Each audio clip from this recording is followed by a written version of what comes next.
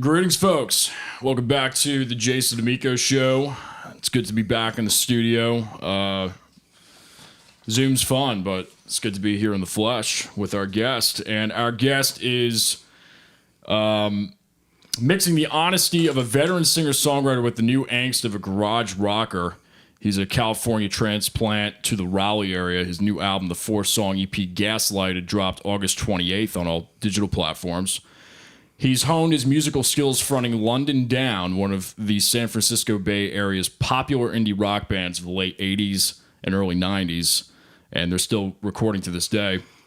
As a band member and solo artist, he has shared the bill with such notable names as Todd Rundgren, the Tragically Hip, Young Fresh Fellows, Smithereens, Chris Isaac, which that's pretty, we gotta see if there's any stories behind that. That's pretty cool. Dan Vickery of the Counting Crows. So please welcome to the show my good friend, Mr. Steve Hartsoe. Hey, good to see you, man. Good to have you here. I don't think you were shaving the last time I saw you. You hadn't started shaving yet last time I saw you. Yeah. That's how long that's been. 2011, 2012, yeah. 17, 18 for me. Crazy. Well, I'm glad you're here. Let's get into your beginning stages. I mean, it's been a while since we've seen each other. I was checking out your music, and you've got a lot of, like, I love when folks contact us to be on the show, and it's just so easy to see the talent, you know what I mean? And it's so prevalent in your songwriting, your vocal performances. Oh, thanks. You could tell you've been in the game, and I'd love to just kind of hear how you got into it, and more about it, more about the story. Yeah, man. Well, I grew up wanting to play baseball. I was going to be a pitcher and all this stuff, and I had a scholarship. Ended up tearing my rotator cuff and my pitching shoulder, and I was like 20. It's like, man, I've had enough of this. I got to move on. So it's either music or baseball. So baseball was obviously done. And right about the time my baseball ended, my grandmother got sick with cancer, and it was just like a really bad time. So my brother and I had tickets to see Tom Petty in San Francisco.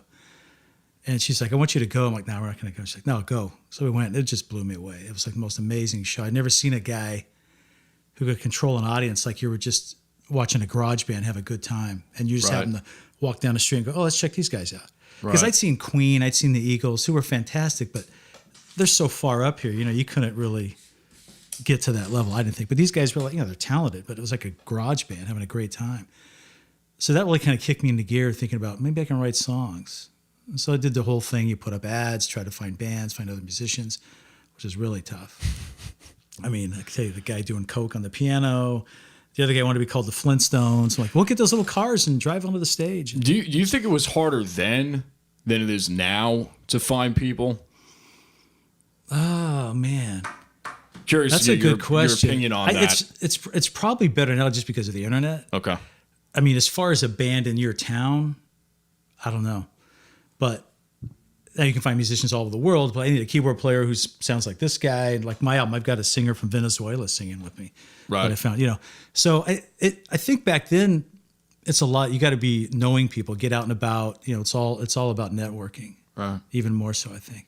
I mean, I fell into it. I worked at Sears with a guy, and everybody's like, this guy down the hall plays guitar. You guys should hook up. Nah, everybody plays guitar. And finally we did. Like, well, let's jam. Like, we don't have a drummer. Well, my brother plays. So he came down, and that was the beginning of London Down. It was a Labor Day, like in 85. And we're playing Ramones and R.E.M. and Stone songs, and it just really clicked right away. So that was just fortunate. Everybody got along great. Nobody had an ego issue. It's just one of those things that I guess only come along so often. Right. And so that's why we're still going after a 20-some year break. But that kind of started that whole thing, just falling into it. We didn't know anything. We'd never been really in bands before. So we just started playing. Like, we went to San Jose State University. We played their pub, house parties. We played a construction trailer in San Francisco. And we played everywhere. St. Mary's College on their football field. So you just go out and do it, and you find out you love it, That's how that started. London Down, then San Francisco. San Jose, about San Jose. 40 minutes south, yeah. So you guys are from Northern Cali then, for the most part. Yeah, I lived out there. That's where I'm from. Okay. And I moved out here in 2003. So London Down played till about 91. And then I started doing solo cafes for many years and that kind of thing. But then two of the guys are still out there. Then my brother, who was our drummer, lives in Raleigh. We both moved back around the same time. But he doesn't have time to do it. So my son grew up playing to our records, Eli. He knew all our stuff. So like, well, Eli could probably play. And we got back together in Nashville. We met up at a mutual friend's house 2 years ago. And Eli nailed it. It was great. I was really proud of him. That's cool. He's sort of been our drummer then ever since. And we've done 2 shows out there in the last couple of years. I mean, it's hard to set it up. You've got to go out there and find a night to practice and borrow a little bit of equipment and all that stuff. So that worked out well, though. So he's been our drummer ever since then. I'm curious. This is somewhat relevant, but I'm just going to kind of self-indulge for a second. Did you ever run into Metallica in the 80s and that? Because I think they were from San Francisco. Yeah. I don't remember them that much. Like we ended right before the whole grunge thing got going. Like, like we opened for Mudhoney up in Portland one time, and they were sort of right before Nirvana hit big in that scene. I don't remember Metallica. I mean, they were probably around, but they were probably so small at that time. They were I'm sure you guys clubs. ran into a bunch of those West Coast bands. Yeah. Maybe STP, one of those, like in the 80s. Yeah. Before they popped. We got to get some good opening gigs. Like, the Smithereens one was really cool. Yeah. What was another one we had? Chris Isaac, that was a lot of fun. That was like University, San Jose State Ballroom, like 900 people. Wow. And I still remember he didn't practice, so he just sound checked a long time. And they didn't move their equipment. And I was just excited because we got a boxed chicken dinner backstage. I mean, like, dude, we have made it. Look at French fries. Oh man. But I remember playing with a cymbal hitting me in the back the whole time. You got these girls on the front of the stage untying your shoe, and a cymbal behind you, had nowhere to go. But it was. I mean, you used to play in clubs, and you're looking at like 900 people. It was just a trip. Right. So I got to say hi to him afterwards and give him our final album. And he was nice, That was cool. That is cool. The Every Gig song that I found on YouTube, but did you guys write that recently then? Was that for the Nashville, Nashville? Yeah, that was like sort of the reunion album. That's cool. That was one of the last songs. I mean, we were going to go record in about 2 weeks, and our bass player sent it. Hey, you guys want to write some lyrics to this one? I'm like, I thought we were done. I thought we were ready to go. I got to write another, work on another song. I don't know why I had that attitude. Sorry, Chris. So yeah, we put that one together. That's just kind of about our whole history of stuff, fans breaking down and all that kind of stuff. We had this song on our first album called Chucky about this doll that came to life. And there's the movie. Right. But we wrote the song and it came out before that movie. So in the back of our mind, we were always like, somebody somewhere in LA heard that, got the idea. Yeah. And we talked to an entertainment lawyer about that way back then. He's like, you guys don't have the money to chase this down. So, and the guy who wrote it, our bass player, Chris Carbone, is like, I don't want to end up in the trunk of a car in Nevada anymore. So let's just leave it alone and they can have their glory and we'll sell our 23 vinyl copies. Do you still have some of the old recordings on vinyl? Yeah, we did them on vinyl back then. I mean, I guess guys were doing cassettes, but this is pre-CD. Right. So I've probably got maybe 100 vinyl copies. And some guys in the band out there have some left too. So, I mean, we sell them on our website. Nobody really buys them. Where did you guys track that? We did a recording studio in San Jose for the first one. And then we did studio in San Francisco and Berkeley. We changed our name partway through to the Raging Marys. We're a lot more edgy, kind of a replacements. Oh God, who else would be like Soul Asylum kind of sound? Mm-hmm. So we have vinyls of that too. I've got a bunch of them. We're probably going to put that one online. It hasn't been online. I've got vinyl copies. I don't even have the DAT tape that we mastered it on. I mean, you had to buy the reel-to-reel. Right. We couldn't afford it. We just rented it, and then they just erased the thing when you're done with it, which seems horrible. But yeah. What are you going to do? Yeah. You guys cut it to 2-inch then. Yeah. Yeah. And I just got in touch with the guy who mastered it like in 89. I said, any chance you have a backup of this thing? He goes, no. When they closed this place in Hollywood, everything just went in the dumpster. Oh. Did you have to use that word? So that's what happened to that one. But yeah, we've got vinyl copies, which is pretty cool. Some of your major influences can obviously hear the Tom Petty Songwriting for you, anybody else that comes to mind back in your early years? Yeah, I mean, I grew up Beatles, Stones, Yeah. big fan. You know, still am. But I love Paul Westerberg, The Replacements. Who else? Chuck Prophet was in a band called Green on Red back in the 80s, 90s. He's sort of similar style as Petty, a little more alternative, probably. Right. So yeah, those guys. I mean, I always loved REM, Oh, yeah. Dylan, Robin Hitchcock. Good variety. I mean, the cool thing about when I was in California, the radio stations were so diverse. I mean, you had a lot of college stations playing some of the new stuff you can never get anywhere else. There was a country station, you had an alt rock station, some of the album oriented stuff. So you could there's blues stations late at night. There's a bluegrass station. It was really cool. So you kind of got influenced by all that stuff back then. I was like a big Dwight Yoakam fan in the middle of an alt band in San Francisco. Yeah, it was just cool stuff, the Bakersfield sound and all that. Yeah. Yeah. So, but yeah, Petty was pretty much the main one for me just because it was so real, honest stuff. For sure. Vocal performance for you, as I said earlier, really just great vocals, I appreciate that, man. Really dig them. Was it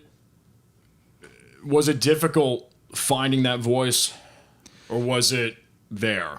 It was hard. I've always been real insecure about vocals. Like somebody would give you a board tape after a gig, like I guess it would be like vocals, a snare drum, and then the guitars are buried. Right, right. Because there's no, dry, there's nothing there. And even now, if I do like a live thing or whatever, I'll wait a week or two to listen to it. I'll wait till the glow wears off because you think you did all right. I just kind of doing it. I remember the first song I ever sang was "Peaceful Easy Feeling" by the Eagles, just because it was right in my gut, right in my range there. Great song. Yeah. So it took a while. We just, like I say, when we started the band, the other guitar player kind of had a loud, bluesy, yelling kind of voice, and I was more the singer type. So I just had to develop it. We were playing 3-4 hour gigs Thursday, Friday, Saturday nights, and you just do or die, kind of thing. It's gotten more raspy over the years, which I prefer. For me, it's a little easier to hit notes sometimes because I can't quite hit where I was in some of the stuff when you get older. Like Paul McCartney can still do Helter Skelter, which I want to know how far down he's tuning on that thing. That song. Yeah. God, it's Paul McCartney. He's probably still in E, the original key. Well, for me, I mean, and I've probably said this on this show before. I know I've said this somewhere in one of the episodes, but Paul's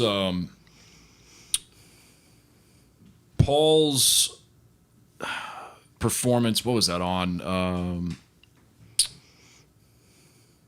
I think it's on Abbey Road. Oh, Darling. Oh man, yeah. Yeah. Like to me, that's just Paul at his best. He vocally. Can belt there was that song "I'm Down" they did. It was a B-side to Help. Yeah. Well, both those guys. I mean, unbelievable. Yeah. I just thought it was funny. I think the backstory on that, John was giving him a hard time about granny songs. Oh, really? Yeah. And he freaking delivered. I saw him last year at PNC. Dude, that was unbelievable. I bet. Yeah, I got a 9-year-old named Jude. So you're looking at your 9-year-old son while he's singing "Hey Jude" and all the cell phones. It's crazy. All right, time has stopped here. Yeah, that's crazy. That's so cool. Well, let's talk about the EP. So this came out in August. Yeah, August 28th. And when you sent me the material, I mean, Canyon Song jumped at me. I had a chance to check out the music video for it today. It's a great piece. Love the song. I'm curious to see what it's about. I don't know if you want to keep it ambiguous, that's fine. But I think I just love it. Great song. I appreciate it. Man. That's probably my favorite I've written. Maybe because it's so new too. But it was. We went to California in January, where I'm originally from, vacation, and we spent the last day driving around LA and went to the hills of Malibu and Pepperdine, and it was just unreal. It was like 78 degrees in January, oceans down here. But there was this feeling of okay, the coronavirus thing it's rearing its head. It's like, so I had this thought man, my family know I love them. What I really think the best way to do that, just engrave it in a song. And I kind of want to I just want to hide out in these canyons till this thing passes. It just felt like some bad stuff was coming. So the song just it came pretty quick, and I had it in my head before I even recorded how I wanted it to sound. I was like, I know I want a very strong female vocal doing the harmony. And there's a site, it's like Fever or something, where you can hire musicians. And this lady had Fiverr. Yeah. Video of her singing Proud Mary like Tina Turner. I'm like, yeah, perfect. So I contacted them and it worked out. She sent her 2 parts and I was like, great, nailed it. So I just spent a lot of time, with the pandemic, I'm home, just working on the guitar parts and all that stuff. Got our London down bass player, Chris, to play bass. And then Waba, who we both know, played some keyboard on it, try to get a little bit B3 sound. Cool. And the rest is just me and Eli working on it. So, You tracked it at your place? yeah, the friend of mine in Holly Springs has got a studio called Badger Dog, and I tracked the drums there for all the songs, all 4 of them, and then just started building the thing, adding different parts and cool. trying it out, using just Logic Pro. Sounds good. I appreciate it. Sounds good. Did you mix it? No, there's a guy in Raleigh named Kevin McNulty. He runs Symphonic Mastering. I've heard of that name. Yeah. Chris is just a great guy, super encouraging. He's very responsive. He mixed my album in 2017, The Big Fix, and then he mixed this EP as well. So just a top-notch guy. He went to Berklee School of Music. Yeah. And, can you tweak this? Can you do that? Absolutely. He'll do it for you. So good guy to have on your team. For sure. Yeah. For sure. What was your inspiration behind the EP? Was it really mainly that Canyon song concept, or was it just, we're in a pandemic, let me put out some music? Yeah, it was kind of that, because I hadn't done a full album since 2017 because I started doing the London Down stuff most of 2018 and a lot of 2019. We did that 13 songs and a couple singles, and we just put out a live album recorded in January out there.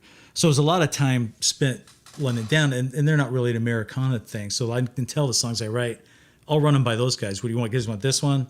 That doesn't really fit. Okay, cool. I'll keep Canyon Song and all, and I had these, and like How This Ends was a couple years old, and I just want to get this out. I got to get it off my chest. I haven't done anything new, something to work on during a pandemic.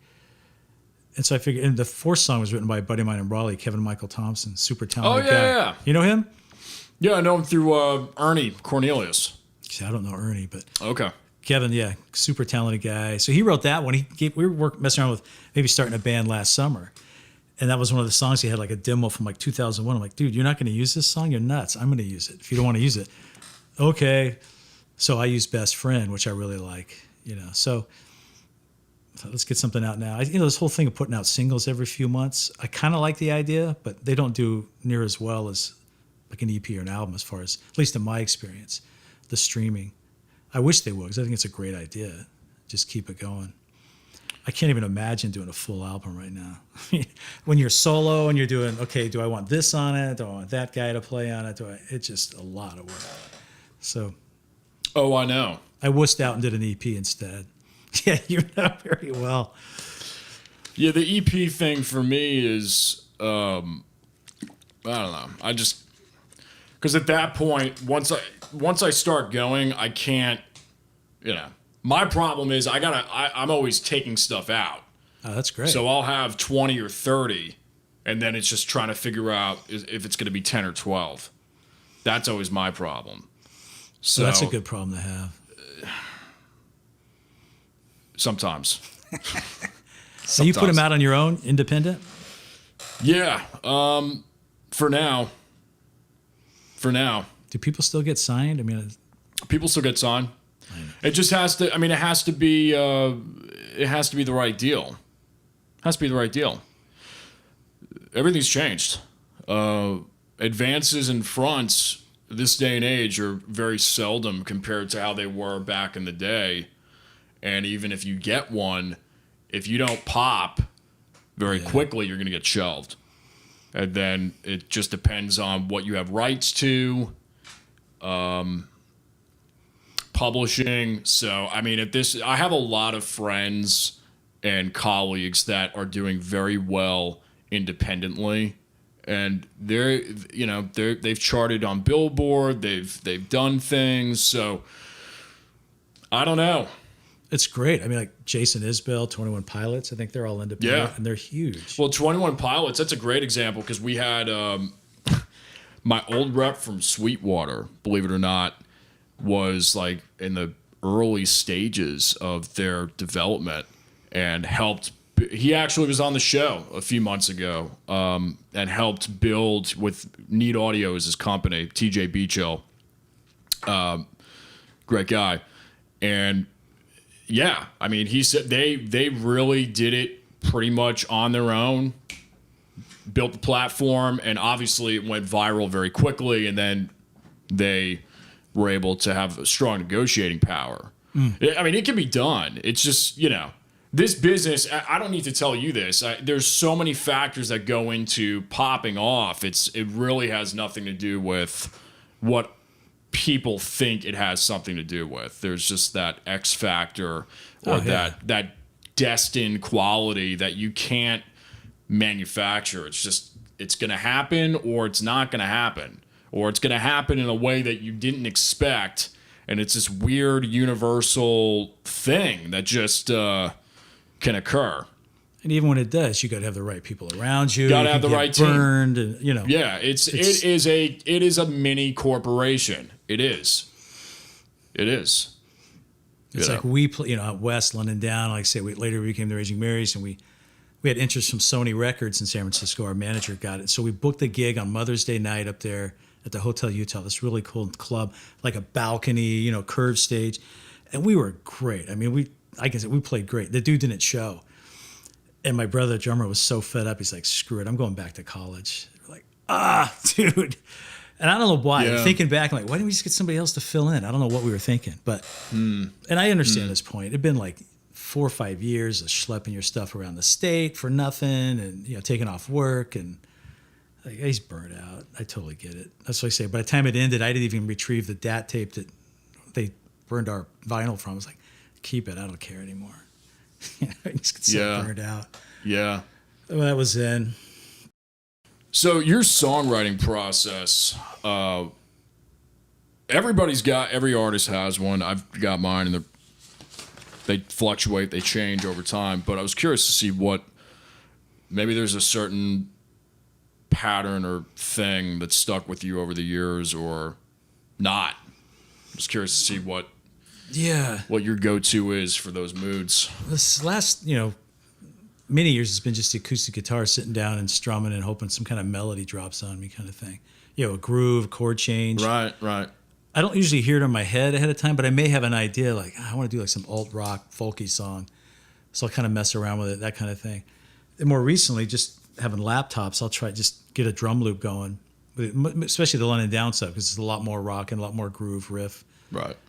And just see what comes of that. That's a good way to get started on it. But I'm kind of realizing now, if I do that, I get anxious to hear the finished product pretty quick, rather than fleshing it out with acoustic guitar and just putting it on an iPhone memo, going back to it, banging around on it a little bit longer.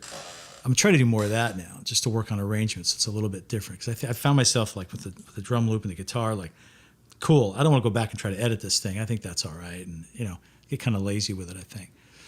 So, and I think in the old days, I used to have a Tascam Portastudio, the 4-track cassette, which I still have, except I left it in the attic, and the heat just melted the pinch roller, so it's just this glob. I can get it fixed someday, but I would use that a lot. Just a little cheap Casio keyboard with the drum machine going ding ding ding ding ding ding. It's like you're walking through a mall on Saturday afternoon. The piano guy, ding ding ding ding ding. So I would just play along with that, bring a demo into the band, and it was always just killer to hear the parts the guys would come up with. It was just great. We're still doing that way. I woke up this morning, got a demo from our bass player Chris. I'm like, yes, I love getting stuff from those guys. So then we're still working and ideas. What do you think about this? Nobody gets uptight about changes, that kind of thing. So right. It balances out really well, because he's a lot more. He knows theory much better than I do, and he's more. I don't know, maybe I'm more like, that sounds good, let's move. No, wait, how about back it up? Let's move this here and there. So it's a great counterbalance of how we put it together. Being solo, it'd be helpful to have somebody to do that, a little with a producer, kind of hammer it around kind of thing, rather than just me. Yeah. So I think it could always be improved. I mean, if the Beatles needed a producer, everybody needs a producer. You know what I mean? So. George Martin was like, for me, you take what was it? Drawing a blank. That like harpsichord solo in In my life. My life, right? Yeah. That's him playing that. Yeah, that's right. Those are the little nuggets for me where it's like George Martin, man. Have you read the Jeff Emmerich book, The Engineer, Here, There, and Everywhere? No, I got to You check got to that get out. it. I'm reading it right now. He was there from like the first session with Love Me Do. Oh, wow. And he goes through just being the extra guy to hoping he can work with the Beatles someday to being The guy. like Tomorrow Never Knows with Lennon's vocal coming through the Leslie speaker or whatever it was, and coming up with all this stuff. Yeah. So it's really cool to get that inside thing on what they were thinking. Oh, I gotta check that out. It's Here, There, and Everywhere. That's cool. It's like $6 on paperback. That's awesome. Yeah, so that's cool. So I mean, it's a blast. The thing it's a drag. I think it's better now with the online as you can promote yourself so far and wide. You get the CD Baby thing. Oh, I'm being listened to in Sweden and Portugal. How in the world did I even stumble upon this thing? Where back in the days, like you put your albums in Tower Records, and it's wherever you happen to go is where your music is. Right. College radio was your thing, and they were great. It's the Cars, man. So we got the Cars on the map. Oh, that's right. The drag is radio. They still want CDs though. So when we did the London Down album, Nashville in 2018, we did CDs and we hired is it Tender something? Yeah, I know what you're talking The about. radio promo. So we did a national, and we broke like the top 100 a couple times, we were thrilled, because we haven't been around. But then you kind of go, well, is it really worth that much money to get in the top 200 on a college station? I mean, do you just keep doing it and build a following? That's kind of the mindset. I think so much of it these days is a visual. It's a brand and a visual. The biggest thing that I've kind of retreated back on myself and kind of have just changed has been, buying into that. They have to buy into you even more so than they have to buy in. The music hooks them, but then they have to buy into I don't want to say character, but that's the only word that comes to mind.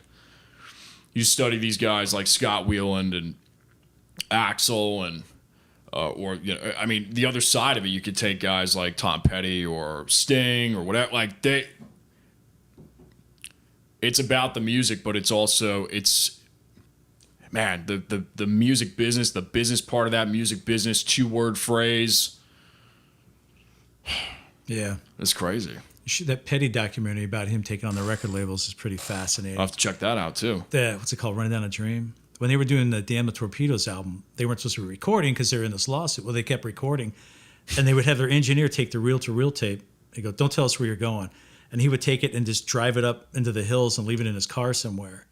So if the label asked them, you guys have a tape you're recording? No, we don't know where it is. We don't have any tape. Wow. So they put a different name on it, and they kept taking it out of the studio. Right. They never backed down, and they ended up winning the deal, Well, I mean, Billy Joel's career almost didn't happen because of all of that, where he, I guess there was something went wrong with his first deal, and he was, I think he owed like 3 records or maybe 7 records to this, and he almost got shelved. It was like this weird thing that happened in the early 70s before Piano Man came out. The Cold Spring Harbor record. And that was why he went to California. He basically was there for 2 years waiting for that contract to ride out and become null and void. And then he wrote Piano Man out there. So who knows? If that never happened, who knows if he never would have broke. If he ever would have broke. Yeah. Yeah. It's crazy. That's like what we're I'm saying. There's so much. Yeah. Yeah, Springsteen's gone through it. I remember him early on too. He got bad deal and couldn't get out of it, and it's sick. Which in some ways it's kind of, you're glad to see the independent thing to kind of stick a thumb in the eye in the industry. I think there should be a balancing act between the two for sure. Mm-hmm. For sure. I mean, don't let them kid you. They still rule the roost. Those monopolies, major labels, they rule the roost because they have the network. Yeah. But the only thing is, if you have enough value that you can provide for them and they don't have to do much work, and also I think the mindsets are similar between the artist and the label, and the value systems are similar, then it's worth coming to a table and trying to put something together. They just don't care unless you have a certain threshold. Yeah, you got your buzz going and everything else. So yeah. I mean, back in the day, at least I think a lot of bands had a fairer shot, because if they were selling out a few local venues and they had a buzz going locally, it was easier. Where now everybody can kind of plaster likes and hype and false hype and all this smoke and mirrors to make something happen, and it just may not, the longevity of their careers may not be intact at the end of the day. It might just be a flash in the pan thing. I don't know. But it's all interesting stuff. So you just keep on with the music. You just got to keep doing it. You just got to love music. All the rest of the stuff is just you got to whatever. love it. Yeah, you got to love it. I go through that. I'm like, why am I doing this, man? Why am I doing it? And the next day, I told my wife I was going to take a break. Like, yeah, I need a break for a while. Then I'm going to do a live stream next week. She sees the post on Facebook. I thought you were taking a break. I'm like, oh, yeah, you're right. Delete it. I forgot. Well, it'll be interesting to see how this new policy pans out for Facebook. Or some people are saying it's been there from the beginning, but people are just really reading in between the lines now. Some people are saying, no, you can't post anything on Facebook coming up October 1st. So, oh, wow. Yeah. Oh, you haven't heard about this? No, I haven't. Oh, yeah, it's pretty bad. I'll check it out. Yeah. I'll send you the link, because I think we're on Facebook. I'll share you the link. Yeah. Jeez. What? So, let's talk about recording and gear real quick. Do you have any go-to pieces, mics, preamps, anything that you like to kind of go to over the years? Yeah, I've had this Shure 57 mic for decades that I always use for the amp. I keep thinking there's got to be something wrong with it by now. I must be missing some frequencies, but it's still going. And I use I've got a hand wired Vox AC30, so I'll just stick it in a closet and crank it up with the clothes around it to dampen a little bit. Yeah. Basic stuff. I used a lot of the Logic Pro plugins for my guitar tone on this one. It's a real mix, but I was like, that sounds pretty darn good. And plus, with a family at home, you can only crank the amp up so many times. Like, okay, everybody's in bed. Do I plug it in now or just do the, But I've got guitars. I've got a Telecaster, and then I've had since the early '80s a semi-hollow body Guild Starfire, which I love. And then I just got for Father's Day a Gretsch 12-string electric. Oh, so I'm looking forward to using that, because I had one back in the band days and I sold it. It was like a 66 Vox Teardrop. See, I'm left-handed. Yeah. And this thing was a righty with a whammy bar. Vox built some crazy stuff. So I had to unscrew the whammy bar and put duct tape over the dials so my arm didn't turn it down while I was playing, kind of thing, or hit the toggle switch. It had the Strat where you can put the 5 position. It was just wild. It's like the Hendrix, Eric Gales type of thing where all the knobs are. I had Guru Guitars set up my Gretsch because it was a right-handed one. Couldn't find a lefty, so they did a great job. So the only problem is, my arm goes between the volume and tone knob up here. Move the strap button and all that, and it works great. It's a great guitar. I actually modified I took a left-handed Strat and flipped it upside down. That's horrible, man. Why'd you do that? I ended up selling it, but it was fun. I actually played a whole year with it. Really? It was just a second guitar on stage. I'd just take it for the last. I do it when we would do the Hendrix stuff. I would break it out. Oh, that's cool. And it was fun. I actually sold a long time ago in California. I had a left-handed Telecaster, and I sold it to a right-handed dude. I don't know why he wanted it. He's like, dude, come to the Cactus Club tonight. Watch me shred your guitar. No, give me my $390 and get out of here. So anyway, I got lefty guitars except for the Gretsch, but I got a Martin acoustic. So it's pretty basic stuff. I just use it for tracking. I don't really do my own mixing, and I'll just ship it off to somebody else to do it. Sure. So far, it works good. Hey, if it works, Yeah. Someday I'd love to go back into a studio and record, but I don't see the need in dropping all that money right now if I don't have to. It's, we've done a couple of things with the band just for promo material, and then it turned into a 3-day thing. We scheduled 3 hours, but it just turned into a thing. They wanted to come back. Kevin Boxell has been my drummer for 8-9 years now. He's great. So we all got together and that room, because I've never really had. I can't remember the last time I had a full band tracking in the studio, but listening to the tapes, it's like, yeah, there's bleed and there's all this stuff going on. I'm just like, man, there's just nothing like great guys playing behind you as a front man, and just when you can do stuff and you're getting stuff on from 1 to 3 takes. And it's just, and there's no overdubs or anything. It's all on the floor, and the performance. Those are the. I mean, it puts the hair standing up on my neck just talking about it, because it has those qualities that you just can't manufacture. It's just it's gonna happen. It's gonna be what it is. And as a singer, it brings the best out of you. I love those live. Those records that were cut live, and then like the Doors or STP, a lot of those bands that just played live. It makes a difference. Like when we did the London Down album in Nashville, the guy had a studio, and so I was in the vocal booth and I would sing along, and everybody, okay, count it off, and we'd play. And this is like we got together and rehearsed like 8 hours, did 13 songs, went in the studio for 3 days, and it was just such a vibe. Looking out and like there's your friends from years ago, and all these guys digging what you're doing, and it's cool doing what I'm doing, but to sit in a room with other people and feed off that, I mean, that's music. It's not meant to be just isolation. And it's amazing how the things that you think are not going to work, they work. This could have been a little bit more on the grid, or this could have been a little bit more on the dot, or we could have hit this a little bit better, or that note was a little off vocally, and it's like it just doesn't matter. There's so much more you can get away with. I mean, granted, everybody knows the material and really can and knows their parts, and the vocalist is in the right headspace, then magic really can happen. And maybe they don't need to be in the right headspace. There's so many, and you hear about that all the time. Like, so many bands would get run down by Mutt Lange or some of these other producers over and over and over again, and they wouldn't even, I mean, maybe they were recording, but they were doing destructive record, and he would not start keeping things until 2-3 hours in, when everybody just doesn't care, because that's when the flow happens, that's when that vibe happens. So I could see that.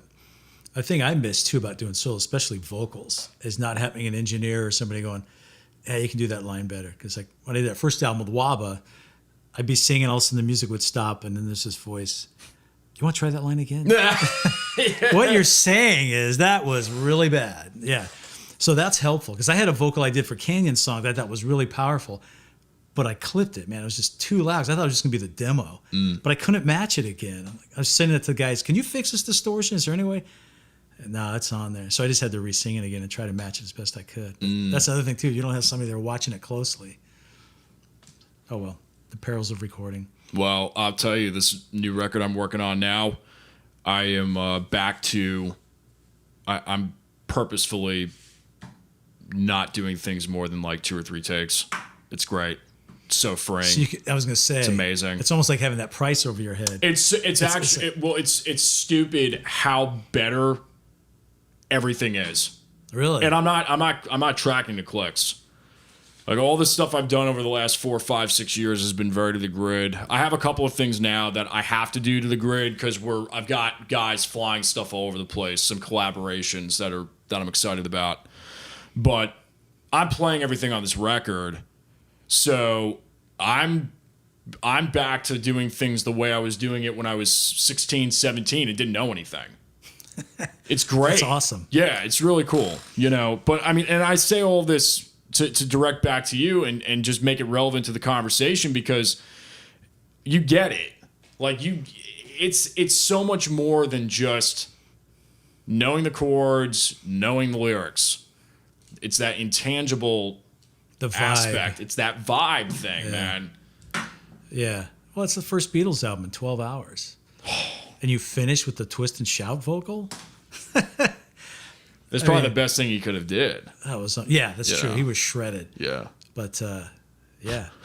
But you listen to those old records of Stones and Beatles, and you could tell they're all just setting up playing it live. That's it. Not everything's perfect. There's like Jumpin' Jack Flash, there's this weird shaker thing where it changes a little bit, almost like they spliced in something with a different maraca and then it came out again. If you listen near the end, I never noticed until a couple of years ago. And I was like, geez, they're just playing it live, and if it's, it's not going to be exactly the same thing twice anyway.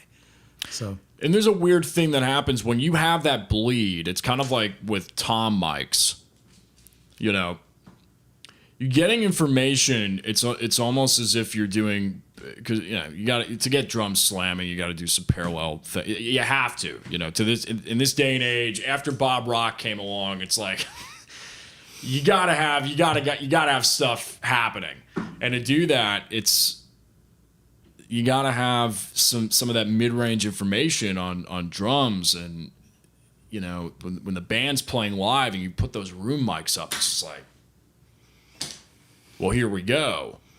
You take them out, it's just so, and it doesn't have to be wet. It doesn't have to be so wet, but it's just that dry, certain frequency range, and it's just kind of like this wall of sound. You just bring it up to taste, and it's like, it's pretty cool. Glenn Johns used 3 mics for drums back, Zeppelin, and yeah, I think Who. I know he did the Eagles early stuff. Well, and the way they got away with it was they were all tube mics. They were all going into complete analog consoles. They were going and being saturated the bejesus out of tape. And then they hit the master tape, and by the time you're hitting all these other tube compressors, and you're just getting all this great stuff, and it's just saturated and real, and it's there. When you hear the levee breaks, it's like those drums are not that close the way it's might, but there's just so much information there, and they really took the time to just. It's in that castle or something, right? Yeah, so already they threw the little ambient echo thing, whatever echo effect, parallel to it. I don't think they were able to make that live. If they were, I don't know how that's possible, but yeah, it's an art. It's a science. Oh, it's crazy, man. Yeah, what's the old saying? Music's never finished; it's just released. I like that. Yeah, some guy told us that when we did the first On the Down album. The engineer's like, just remember, music's never finished; it's just released. Oh, I like that. Yeah. I'm stealing that one, man. That, or you run out of money and it's released. So. That's what happened with Guns N' Roses and Appetite. Really? Yeah. We were just talking. With a friend of ours. She's from the LA scene, and he was telling us that at a cookout. I guess like last week. He was like, "Yeah, that's what happened. A lot of those are not like final Axl vocals. They just ran out of money because they were all." Sounds great too. Oh yeah. Yeah. Well, it's so raw. Yeah. It's so raw. Well, then again, it's the vibe, the energy. This is what they're about, and it's on tape now, and there you go. Yeah. Yeah, for sure. So, it's been a crazy year. Kind of start wrapping up here. How have you stayed inspired through all this? Or maybe it's been inspiration. I don't know. Canyon Song was... I think I've hit like a wall. I'm not really inspired right now. Maybe it's because I just put the album out and I'm still trying to promote the thing. That's probably what it is. So it's like I'm still wrestling with this thing right now. You know? But I find myself wanting to start writing and recording because that's my favorite part. So I'm not yet, but in my mind I'm thinking I'd like to do maybe more of an acoustic recording, kind of dark and sparse, kind of a Sunvolt, Springsteen, Nebraska, Johnny Cash, 2000s or 90s kind of vibe. So and bring in some guys doing some dobro or lap steel guitar, that kind of thing. We'll see. That's just kind of in my head right now. Maybe a different take on it. I'm a big fan of that dry, kind of like Rick Rubin, Johnny Cash, 90s that stuff thing. Is great. I love that. He just sat him there with a microphone, and that voice is just so haunting. Yeah. So, I mean, not that I do like Johnny Cash, but that kind of vibe I think I'd like to go for because just things are so harsh out there. Right. Maybe that's what's flowing through right now. You got to follow. You got to see where it goes. Put my Justin Bieber pop album on hold for right now and go for a little more E minor vibe. It's funny because I've been really in a weird me personally, a lot of the stuff I'm doing now is extremely upbeat. And I don't know, it's weird because all the other stuff, like when things were fine, I wasn't with my songwriting. Like I was just going through some stuff, you know?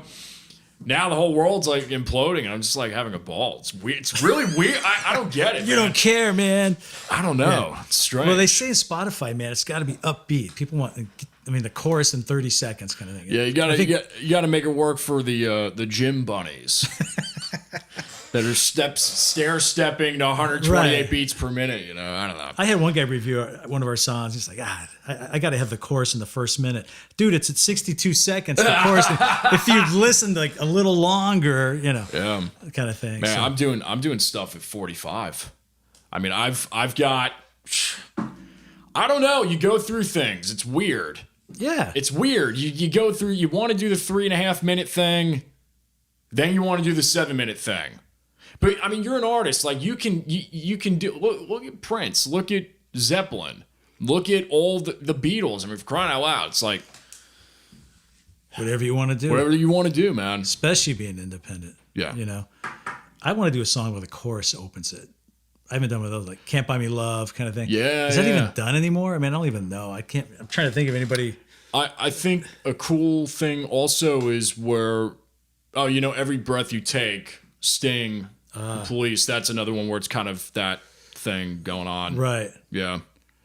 Yeah. I saw a cool documentary on them the other day. Just forget how great they were. I mean, Amazing. you talk about the members making the sound. One guy left, it's gone. You know. They were the biggest inspiration for me, besides like 20 other bands. But they're like that. up there. Yeah. Yeah. Well, it's like Fogerty. I mean, I love John Fogerty, but he doesn't sound as good as with Creedence to me. What a voice, though. Yeah. Oh, it's one of my favorite. And great songwriter. I mean, 1969, 3 albums. I mean, that's just unheard of. But something with the other guys too. There was just this chemistry. It just sounded amazing. Yeah. Did you ever get into Grand Funk Railroad? I remember what's the big one? American Band. Yeah. I remember this band did it at our high school talent show. It was like, dude, that's so awesome. You got the cowbell and everything going on. Great drum intro. Oh, that guy's such an amazing singer. Was it Mark Farner? Mark Farner, yeah. Farner. I met him last year. It was cool. Really? Yeah. Crazy story. We went to go see one of his shows. We had a mutual contact with actually a guy out in Nashville. And we were able to kind of make things happen. Hung out with him after the show, but it just so happened that we were staying at the same hotel. Like this was not even like we had no idea. We just ran into him at 1 a.m. And I was like, I don't know, maybe he'll see this at some point. I was like, damn, like he's like out there in the lobby. I gotta go out and talk to Mark Farner, man. This is crazy. This is crazy. So I literally went out into the lobby with my Strat and I was like, hey man, with your guitar? Yeah. I was like, hey, like this is a once in a lifetime opportunity for me. Is it cool if I hang? He said, yeah. So we're there talking until like 3 a.m. And I heard all these stories, I can't say it on publicly, but all these stories about Grand Funk and the music industry and like just crazy. I mean, it's like, was this true? Was this true? Yeah. Yeah, this is how it was. Like it really, that whole industry back then. Oh man. I mean, you got to think about it. They sold out Shea Stadium faster than the Beatles. I didn't know in that. 71. Yeah. They were, Zeppelin was getting booed off stage after Grand Funk opened for them. So there was just this whole thing because they sold like 10 or 12 million records like in the first couple of years that they were around, but they had major internal problems as a unit. Wow. And then also their manager was just really screwed them. Total horror stories. Yeah. And Mark's still fighting some of that to this day, 30 years later, 40 years later. Oh, yeah. Man. Yeah. But anyway, that's great. Kudos to you. I bring up Mark because, again, another huge influence, but just these vocal performances like John Fogerty, Mark Farner, those are, to me, like some of the greatest tenors in rock and roll. Steve Perry, Robert Plant, you know. What's the guy in Bad Company? Paul Rogers. Oh yeah, Paul Rogers. He still sounds that good. Oh, he's unbelievable. I saw him at Walnut Creek. Oh, did you go to that one? I remember that came around. Bad Company, and there was like some other band that was there. Can't remember. But he comes out. Ba ba ba ba do ba ba. Can't get enough of your love. Is that the yeah? Yeah. Comes out.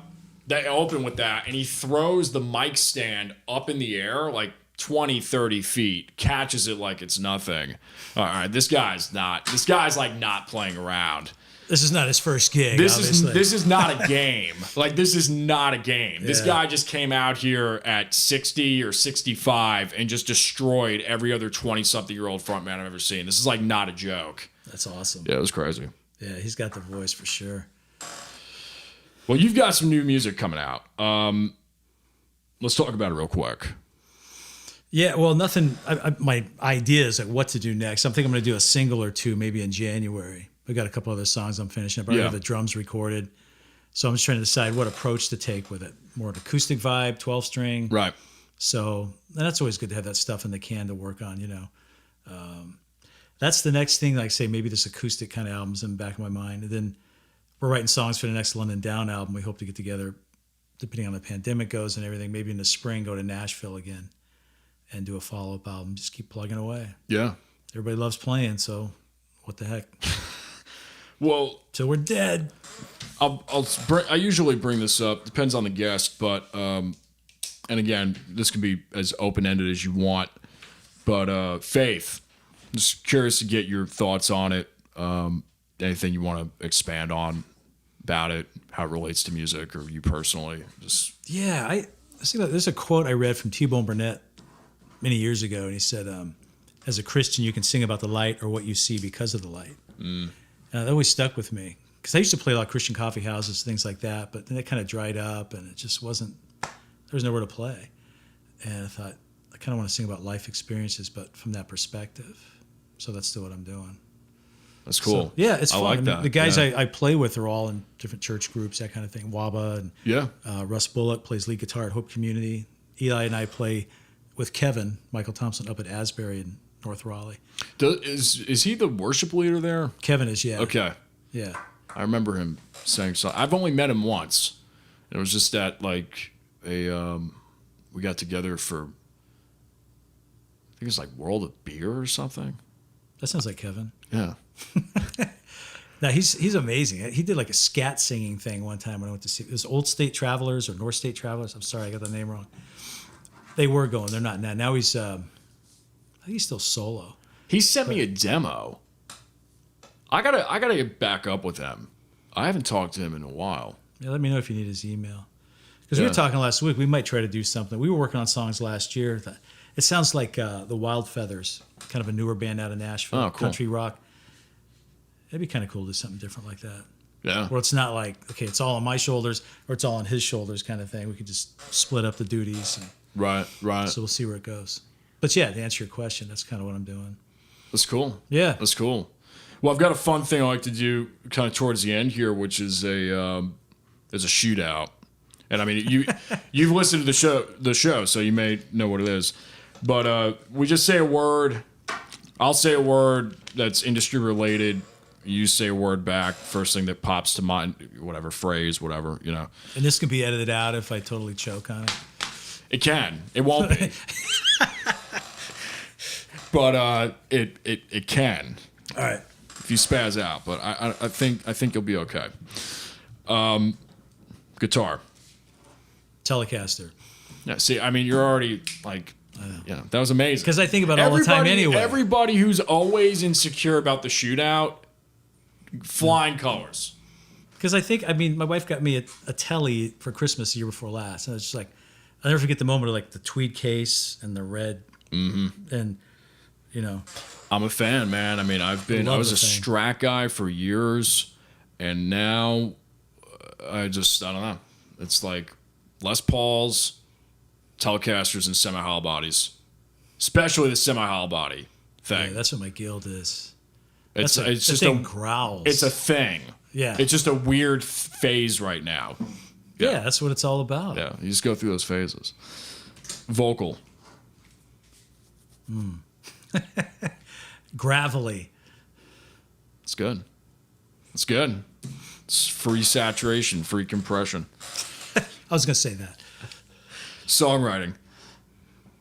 Ooh. What's grind? Can be.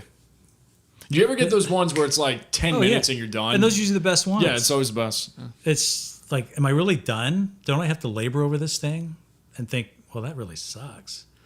No, maybe it doesn't. I'll ask some people. Drums. Loud. Yeah.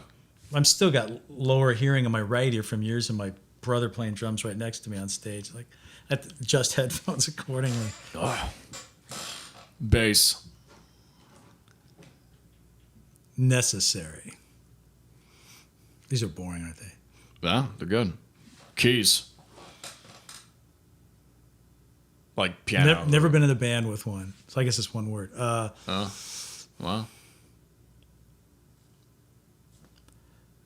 I can't think of a word. Isolated. Wow. Because they're just on Because their I'm own. isolated from them. I've never had one in a band. Wow. That's That's not a interesting. good. You can edit that. No, part out. no, it's good. No, I mean I didn't really say that. they're interesting. Studio. Art. Yeah. Live. Adrenaline. Yeah. California. Beautiful. North Carolina. Beautiful. Got to keep it equal for the fans. The most important and last one, pizza. Jet. There is a place called Jet Pizza in Cary off Maynard, and they say they make Detroit pizza. I didn't even know that was a thing.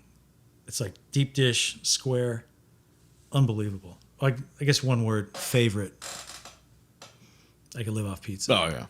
Yeah.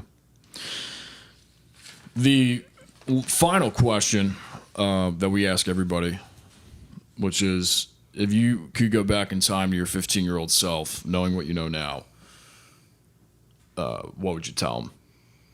Oh,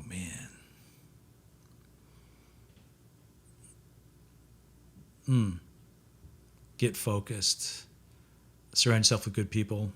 Give you good advice. Don't listen to fools. Listen to your parents. Hopefully you can trust them, which I did. I stayed out of trouble. What else would I tell them? Learn the scales.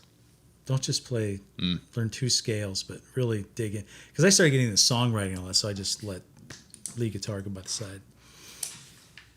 That's weak. I'll tell you, man, there's so many guys out there that just, they don't know what they're doing, but they're incredible. Play by ear. Yeah, it's scary. Scary. I mean, Hendrix, like, he didn't even know half of, like, he would actually count the frets sometimes, know what key he was in. Really? Yeah. And the Beatles didn't read music. They Nope. just hum a flute part. Can we get a guy to go doom, doom, doom, doom? Yeah, sure. Martin would score it, and there you go. Scary. Scary. Yeah, same thing with Quincy Jones and No kidding. Michael really? Jackson, yeah. Like, Michael couldn't read, I don't think. Because he didn't play anything. He came up with a lot of those parts, you know. But I didn't realize he never played anything. I don't think he played. Yeah, I've never seen a picture of him playing anything. Prince didn't read. Yeah. That right there is like, because you look at some of his songwriting. That video of him doing the While My Guitar Gently Weeps. Oh, First time I saw that, I'm like, are you kidding me? And then he throws the guitar and that's just that. I mean, that says it all. That video says it all about how the amount of talent. But you know what? I read about that whole event, and the guy from Jeff Lynne's band who was doing a lot of the leads was like not giving Prince any room to play anything. And somebody was apologizing after, man, I'm sorry, that dude, I don't know what his deal is. Because he had it note for note, and Prince like, nah, don't worry about it. I'll work it out. He must have known what he was going to do. So once they gave him the nod, he was. And what do you talk about when you see that clip? It's all about what did Prince do. Oh, It's not the guy who nailed Clapton's parts note for note. It's Prince. It's one of the best guitar solos ever captured on video. And a lot of people it's like, I didn't even know he played guitar, or lead guitar. Oh yeah. Oh yeah. I mean, he actually considered himself a guitar player above everything else. A guitar and artist. Well, that solo in Purple Rain at the Super Bowl halftime when it was raining. Yeah. Yeah. Oh, you can't make that stuff up. No. I mean, honestly, it's like, I'm sure his death was horrific, and it actually still hasn't even set in for me. It's been four or 5 years. It's like, he's dead. Like, what? If he had any moment of clarity before he passed, I don't know, because there's a lot of conspiracy behind how that happened, and I'm not going to get into it. But if at any moment of clarity, he had to have thought to himself, that moment, yeah, I can go. Because he had that moment. Like Purple Rain, like literally playing Purple Rain, raining, hundreds of millions of people watching. Like, that's it. Yeah. Yeah, he was an interesting cat, man. Well, somebody described him as like Little Richard and Hendrix and James Brown. He could do all the great stuff as one person. You know what I mean? He could do it all. Crazy. Yeah. They don't come around that often. Well, folks can find you at stevehartsoe.com. Yeah. YouTube as well. Bandcamp, Spotify, just under the name, right? Yeah, just Steve Hartsoe. And then London Down, all of that's out there as London Down. That website is londondownmusic.com. Okay. But we're on all those sites too, Spotify. So we'll have the you want the London Down links included in the description box. Sure. Okay, so we'll have all that there, your solo stuff and London Down. Great music, man. I appreciate it. Great conversation. Really glad we could make it happen. I'm glad I checked my spam folder to see your response. I was like, this guy didn't get back to me. What did I do? It's all me. Spam. It happens. Yeah. It happens. Sorry about that. Oh, hey, man. Look, it's been crazy over here. Yeah, man. I appreciate the time. I'm glad we can make this happen. Yeah. Well, you guys have been watching, listening to the Jason Damico Show. Thank you so much for tuning in. Definitely check out Steve's material and London Down's material, and look out for some new stuff coming up soon from him. We will see you all in the next one. Peace.